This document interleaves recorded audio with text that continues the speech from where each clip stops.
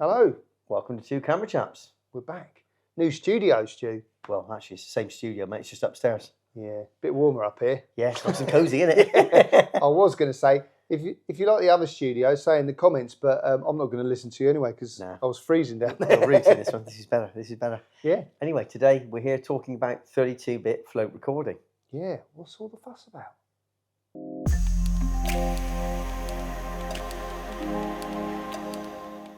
So, Lee, it's fair to say that on the last few shoots we've been on, the sound recorder guys turned up with a 32-bit float recorder. It's a phrase that about a year ago I hadn't even heard of. No, the only float I'd heard of was the one using a swimming pool. Yeah. I mean, on paper, the spec seems to be great. So I purchased this little device, Zoom F3. That is small. Nice and small, goes into the camera hot shoe. 2 inputs, XLR inputs in there, so you can run radio mics, normal mics into that anyway. Nice. I just wanted to find out whether if you recorded audio externally into this device, how it stacks up with plugging the microphone directly into my camera. Yeah. Like I said, this should have some clear advantages that I'll only find out. So I went out into the woods on a day that you weren't here. Yeah, what's all that about? Yeah, I know, I had to go out, I couldn't wait. Filming on your own? I know, I went into the woods, took the camera out there, ran the same mic into the camera. Yeah. Again into that one, filmed a little test. What I want you to do now is listen to that test. We'll watch a little bit of video of the test I did, listen back to it, see if you can hear any visible difference to make it worthwhile. It's interesting you say that because we've started using the DJI MIC 2s. Yeah. And they're 32-bit float as a backup. Yeah, that's right. So internal, you've got 32-bit as a backup, but what runs into the camera is still normal. Yes. Yeah. But I haven't had a chance to test it, so maybe we'll do a little test of that as well. Have a little listen now, and then when we've had a listen to that one, we'll come back and do a little DJI test as well. Get some old headphones. Yeah. Anyway, let's have a listen. Welcome to Two Camera Chaps. In fact, today I'm on my own, so it's welcome to One Camera Chap. And we're in some woods in Wiltshire, and it's a lovely day for filming. Today we're going to be looking at audio. And one thing that I always find is that it's human nature that whenever we buy new kit, and let's be honest, we buy new kit quite often, if we test it, we always want it to come out better than what we're using before. And I've just bought recently one of these external 32-bit recorders. This happens to be a Zoom F3. So what is 32-bit float recording? And is there any advantages? Well, on paper, yes, there is. The preamps inside this device record 2 levels of audio, one for the low level and one for the high level, and combines them together. So technically we should get nice clean audio at low volume, and we should avoid distortion and peaking at the high levels. So it seems like magic in principle, but in reality, is it something that someone that's tone deaf can tell the difference, or do we need the average kind of ability of a barn owl's hearing before we can actually hear the difference? Only one way to find out, and that's to run a test. The first one, I'm just going to plug the Sennheiser G4 straight into the Canon R3 that's recording us now. Then I'm going to swap it out and put the same microphone into the XLR of the F3 and run the test again. So without further ado, let's crack on with the test, nip back to the studio, let Lee have a listen through some headphones and see if we can physically hear the difference. Okay, let's start with test A with some ambient woodland audio. In fact, you might be able to hear some farm machinery in the background. And a woodpecker. Anyway, this is with the Sennheiser G4 plugged directly into the R3's 3.5mm jack plug input, talking at normal volume. And if we did what actors typically do, look down, start talking, maybe even talk really loud, I suspect there may be a tad of distortion on that audio file. Now let's try and repeat the exercise with the microphone plugged into the Zoom F3. Okay, this is test B with the Sennheiser plugged into the F3. Thank you, Mr. Woodpecker. A few seconds of woodland sound. Do the same walk test as before. Stop at a given point, look down, start talking loud, talk really loud, maybe really loud to see how well it copes with the distortion. Okay, so I've had a quick listen to the headphones here on location, and it's blatantly obvious to me which one's which. On the in-camera audio, as soon as I tipped my head and I started talking or raised my voice, the audio distortion was evident, as I'm just sure you've seen. The F3, however, was much better, and it just seems to be in post. It'll be interesting to see how much I can play with it, but listening back through the headphones, it seemed absolutely perfect. So I think 32-bit float recording has got a real place in our armoury, especially if you've got audio environments where you've got unpredictable levels of sound coming in. I think it's going to be a fantastic thing to use.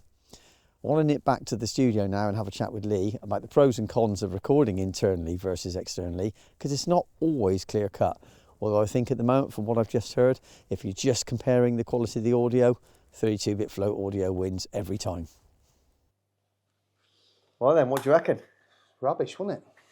Can tell the difference. You haven't plugged in?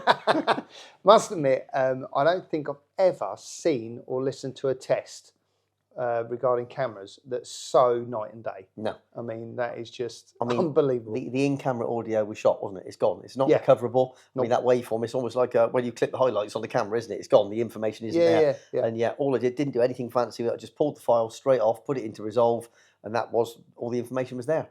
And when you look at it, the waveform, when you're looking at the waveform, you'd expect to find something clipped and flat at the top. And it's like an endless waveform. You just keep pulling it down and down and down. All the information's there. Never-ending waveform. In reality, I could see a couple of scenarios, especially when we're filming cars. I mean, imagine when you've got a presenter talking quietly in car.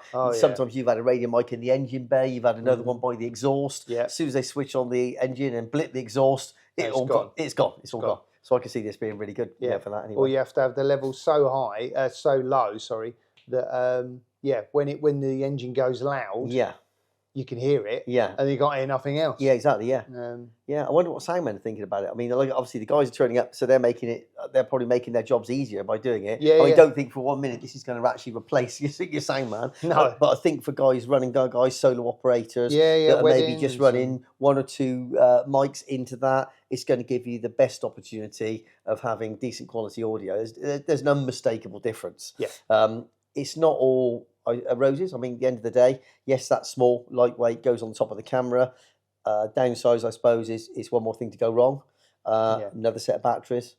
And I will admit that when I was out in the woods playing with this thing, on 2 occasions, I pressed record on the camera and forgot to press record on the recorder. We've all been there, haven't we? And I don't think I'll be the first person to have done that on an external recorder. No. So it's a mindset thing where you have to get into the thing of camera, audio, then action. Yeah, you could get yourself into trouble. Saying that, there is another little thing you can do which is useful. There's a line out socket on this. Plug a 3.5mm jack into the line out. That goes into the input on the camera. In the settings on this zoom, it limits the signal coming out. I've done a couple of tests anyway, and I was amazed how good the quality was. So it almost lends me to think that you could use the in-camera audio running through this device. And then if you had an issue and you wanted to resort back to the micro SD card, which has got the backup on there, you could do so. But don't think the quality coming out of the line out is bad. It wasn't. It was actually really good. It was really good. So in two camera chaps fashion, we're always good at looking at something on spec and reading the hype and then taking that in reality and seeing if it stacks up. And I think in this case, 32-bit, it might well do. Okay, well, let's do a little test of these DJI mics with the internal battery. Give it some beans. Okay, I'm going to talk really loudly now. Really loud, really loud. My throat's just about okay. I don't know about the mic. We'll have to see. Well, I'm expecting that the in-camera audio is to be shot. And then I should be able to take that file, drop it into the edit suite, and it should be perfect. Okay, well, let's see. Let's play back both clips now. Yeah. Okay, I'm going to talk really loudly now. Really loud, really loud. Okay, I'm going to talk really loudly now. Really loud, really loud. So the proof's in the pudding. Took that file, all the information was there. The camera file was shot. Yep. The external one was perfect. Amazing. I guess you could say it floats our boat.